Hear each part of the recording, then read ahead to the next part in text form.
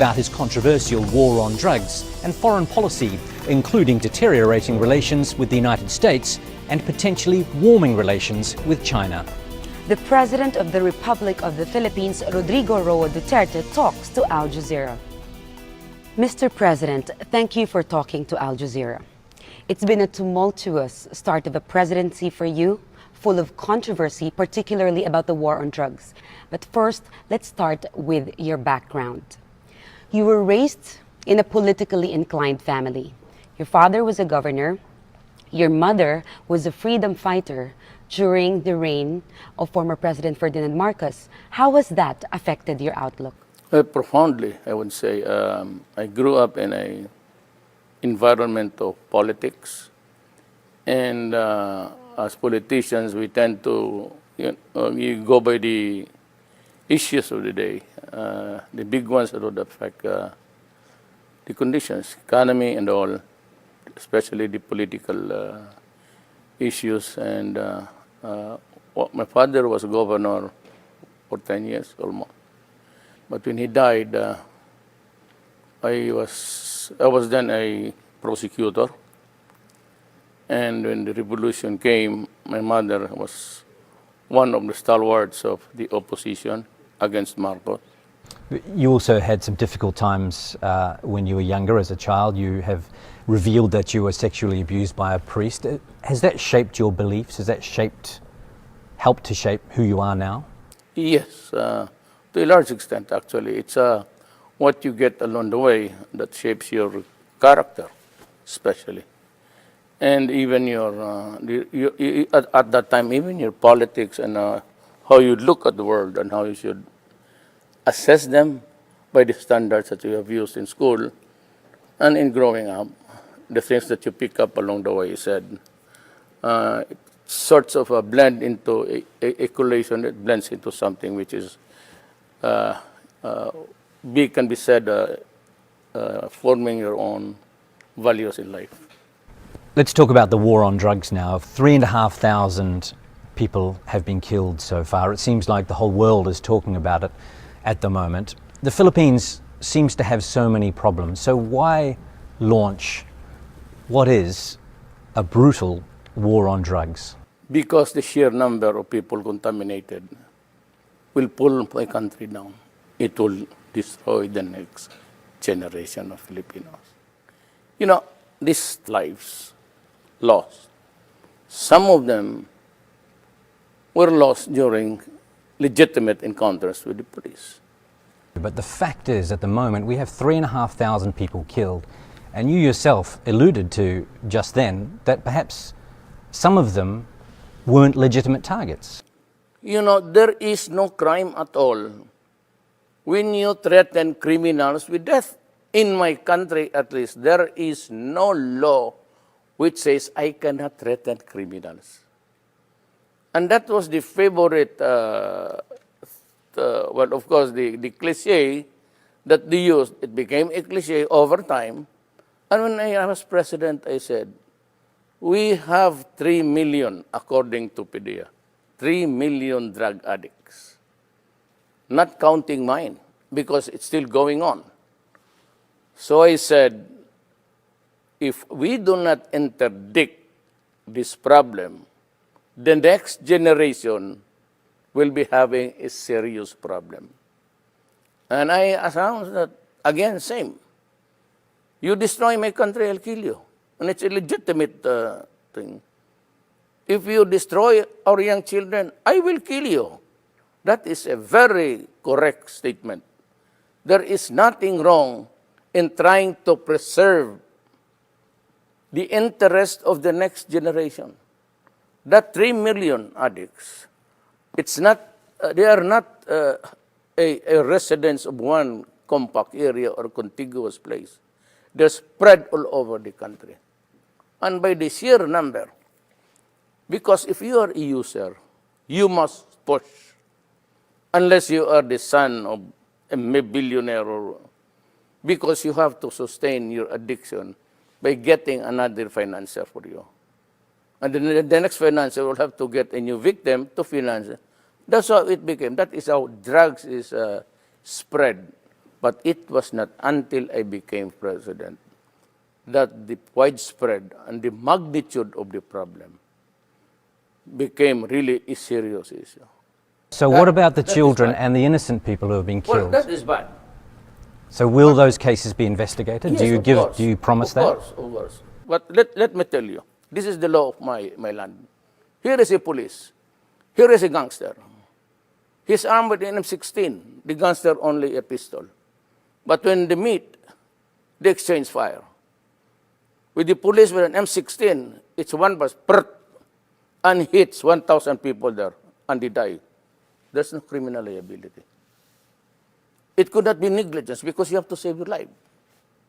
It could not be recklessness because you have to defend yourself. Just like when the United States and the rest of the country, when you bomb a village, you intend to kill the militants, but you kill in the process the children there.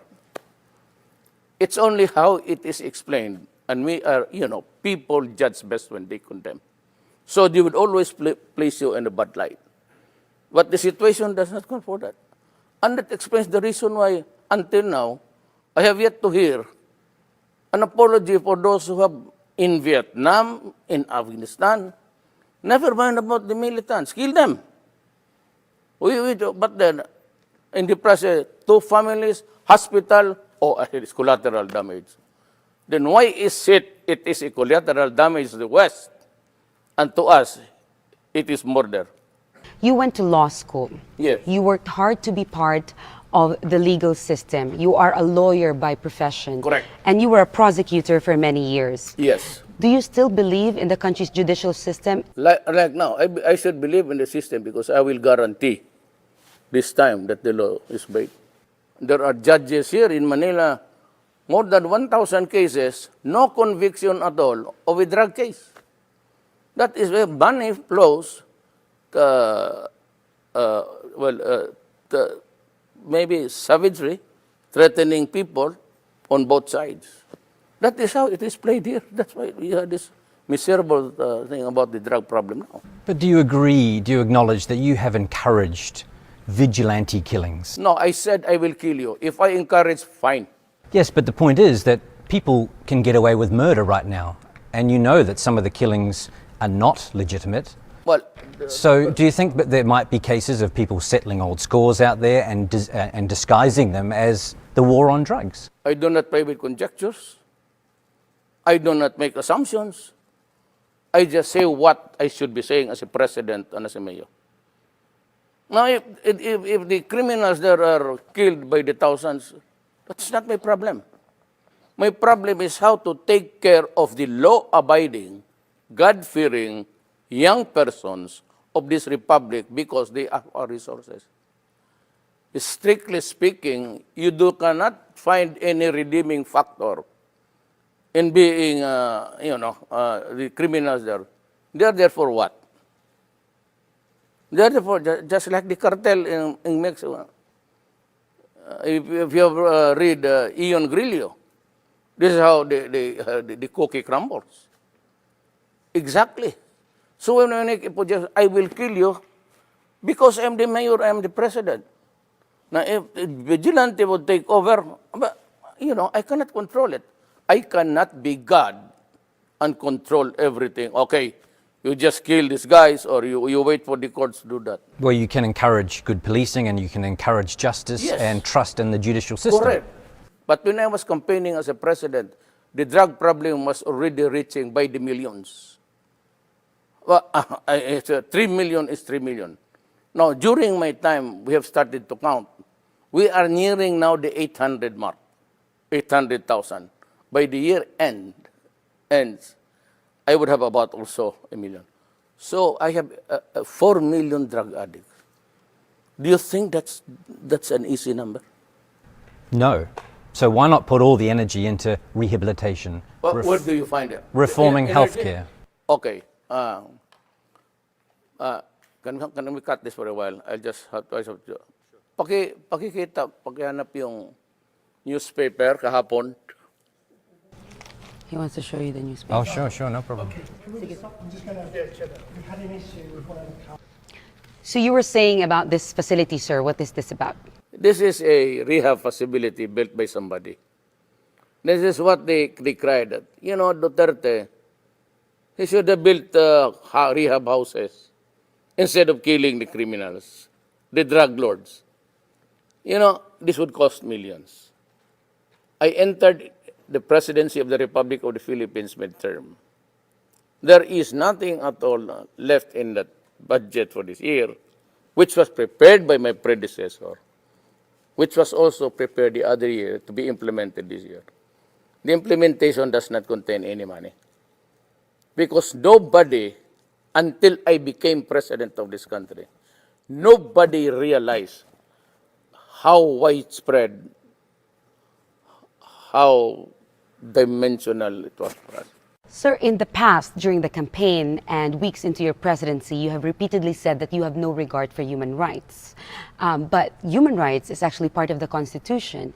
And as head of state, it is also part your duty to uphold the Constitution. How does that connect? I would rather intimidate and strike fear in the hearts of the criminals, just like what happened in Davao. When finally you can walk the streets, walk about in the streets at night, and you can eat anywhere at any time, and nobody but nobody would bother you. It's happening in Davao. Davao City is in the midst of Mindanao, a troubled land. But I can assure you, as plenty of people have been there, it's a destination for conventions and conferences international. It's always selected. So it's booming. It is a little bit rich than the others. Why? Because we can live our lives normally. And of course, business can thrive. So that when I said, I do not care about what the human rights guys say. I have a duty to preserve the generation. If it involves human rights, I don't give a shit. I have to strike fear because I said, the enemies of the states are out there to destroy the children. Are you not worried about possible ramifications in the future for you, a possible impeachment or being tried in the international court? Good question. Before you can begin, you must determine that I have committed a crime in my country. That I have committed mass murders in my country and then charge me there. There can be no ramifications when I say that I will kill you if you destroy my land. It's a legitimate statement of any general, of any wartime president, of any tribal leader to say those things. Of course, you said there can be consequences. But I am not worried about this thing. I do not make any projections. How many vigilante killings? Well, if you compare the 4 million to the 3,000 minus legitimate encounters between the law enforcers and the criminals, give or take even a half of it. So what is it to the lives already lost? I have 4 million addicts to take care of. And I have been criticized and would say, well, why don't just, Duterte build rehab centers and just place them there? Why not? Why do you have to kill him? Look, I am a midterm president in the sense that I entered this year the presidency, only this year. The budget for this year was prepared by my predecessor, So Aquino. And it binds me because it would last until December. Nowhere in this budget provides enough money to build even 2 buildings of rehab structures. It's all what is left of my government now after the election is just enough for the MOE, maintenance and all. So you're saying, sir, that No capital outlays. the budget of President Aquino for this year, the last 6 months, does not include any rehabilitation? Because the problem was there, but there was nobody minding the store. I was the only mayor brave enough to say those things. So my city, got the benefits of a peaceful place where you can live, where you can eat, work safely. But the others, we did not know. But they allowed so many administrations to flourish. And it was not until I became president that we realized that there were already, according to at the time to General Santiago of the PDEA, Philippine Drug Enforcement Agency, that there are already 3 million addicts. So never mind my counting, because I'm still counting up to the end of the year. Are you in favor of medicinal marijuana? Yes, but that is a very long process. It has to be something like being officially certified by the Food and Drugs of the Philippines, and it must have this qualifying, activity where it's being used to find out if it's really medicinal or if it can do something good for the body. But you'd consider it? You'd consider it, the legalization of it, for example? I'm not the authority for that. It's the Food and Drug Administration which says that it's good. Okay. If it is certified by the government that it's good, fine, no problem. I don't think anyone could deny, doesn't matter how controversial it is, that you've delivered on your election campaign promise to crack down on drugs. One thing you haven't delivered on yet is your promise to ride a jet ski out to the disputed territory in the South China Sea and plant the Philippine flag on there. Now, many people, many voters, I assume, took that as a sign that you were going to be tough on China in that disputed territory in the South China Sea or the West Philippine Sea, but you haven't been. Why? Do you really think that I would go there riding? I don't even own a jet. No, I don't. But people perceived that as a sign that you were going to get tough with China. It was a hyperbole. Literally, you cannot expect to ride. I don't even know how to swim. And if it overturns, then you lose a president along the way. So why did you say that then? What were you referring to? Hyperbole. To stress a point that we will not give up anything there. But your statements recently tend to indicate that you are willing to give up some territory there. No, it does not. Nobody's going to give up the judgment that it's in our favor. I cannot give it up. Nobody can give it up. Nobody in the Constitution allows anybody to give it up. Even the president cannot give it up. Those are our entitlements.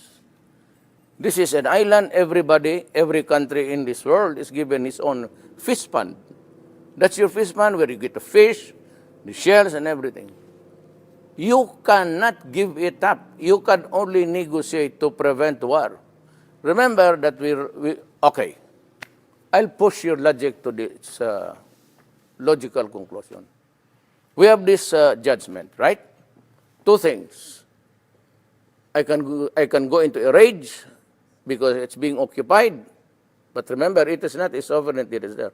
It's the entitlement attached to it is the sovereignty. Okay? The other is to go into a rage and fight, and the other is to talk.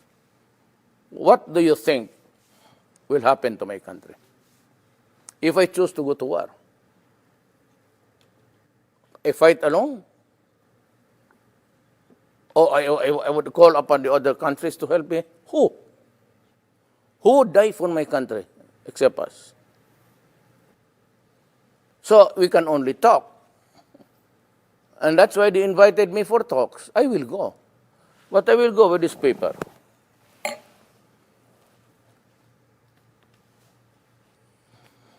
A blank sheet Mr. of paper. President, I said, this is the award. I cannot go out beyond the boundaries of this paper. Let's talk. Let's begin here. The Philippines won a landmark case against China, unprecedented in recent history, a smaller country standing up to a superpower. It declared the 9-dash claim of China invalid. Now, you're going to China, and you've mentioned previously, you said that you will not insist on the position of the Philippines on the Scarborough Shoal. Now, your critics are questioning why it seems you're going to China and negotiating from a position of weakness rather than of strength. It would be arrogant to me to go there and say, I'm going there to fight for this and that. You know, there's much to be learned in history, and even in the books, and the way the Orientals places the words in his mouth, especially the Chinese. You have to go there with a little bit of courtesy. But when you are already in front of each other, then I said, this is it. We do not go. What would be the purpose in going there without this? For what? But you can guarantee to the Philippine people that you are not going to sign away or give up hope or give up fighting for the Spratlys Scarborough Shoal. Yes, in the first they are place, Philippine said, territory. Nobody but nobody, not even the president of this country, can give up the claim. You are not allowed to do that. That is one sure way of going to impeachment. But can you guarantee that you will fight to Yeah, maintain of course. those? Nobody's going to give up anything there. I said, if the Constitution does not allow you, then who can? Then not even your mouth. That's how it is. What deals are you hoping to do when you go to China? Well, maybe we talk about, I would know, or I would not know the wherewithal, so where we would start. Then the judgmental thing would come into fore. Then some other matters about trade and commerce. And if there's any arrangement, if we want to come to a happy compromise, then we can talk about entitlements of the China Sea. But really, I cannot predict on any solid thing to talk about until I'm there. So I am not there until I am there. Will you discuss the war on drugs? Because records show that a lot of the drugs coming into the Philippines are coming from China. They understand it. That's why they'd like to help. But you know, China now is a democracy. I mean, the communist is just something which is just a thing to go by, to keep control. But everything there is free enterprise. Having said that, Mr. President, you have clearly moved away from the United States. Why do you think it is necessary for the country to distance itself from its long-standing ally in Asia? Our exclusive interview with the Filipino President Rodrigo Duterte will continue on the next episode of Talk to Aljazeera.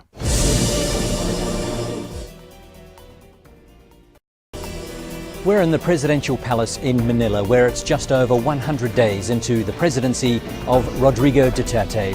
In an exclusive first interview since he was sworn in, we talked to him about his controversial war on drugs and foreign policy, including deteriorating relations with the United States and potentially warming relations with China. The President of the Republic of the Philippines, Rodrigo Roa Duterte, talks to Al Jazeera. Mr. President, thank you for talking to Al Jazeera. It's been a tumultuous start of a presidency for you, full of controversy, particularly about the war on drugs. But first, let's start with your background. You were raised in a politically inclined family. Your father was a governor. Your mother was a freedom fighter during the reign of former President Ferdinand Marcos. How has that affected your outlook? Profoundly, I would say. I grew up in an environment of politics, and as politicians, we tend to you go by the issues of the day, the big ones that would affect the conditions, economy and all, especially the political issues. And my father was governor for 10 years almost. But when he died, I was then a